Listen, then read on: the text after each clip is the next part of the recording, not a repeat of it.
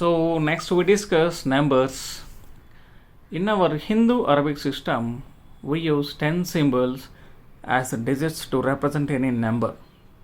So in the first line, we are written 0, 1, 2, 3, 4, 5, 6, 7, 8, 9. Those are the symbols which we use as digits to represent any number. So, and there we have written 9, 8, 7, 6, 5, 4, 3, 2, 1. So that is the total number we will consider as a numeral.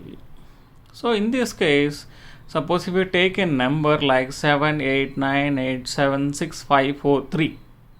So in this, we want to find out the place values, then we must know how to represent any number's place values. So here 3 is in units place. There is units, tens, hundreds, thousands, 10,000s, 1 lakh,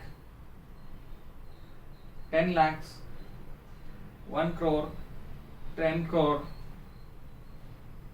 like that. So here, suppose if we want to identify the place value of 5. So here the place value of 5 is, it is in hundreds place. So the place value of 5 is 500. Whereas if you want to identify the face value of 6, though it is in thousands place, the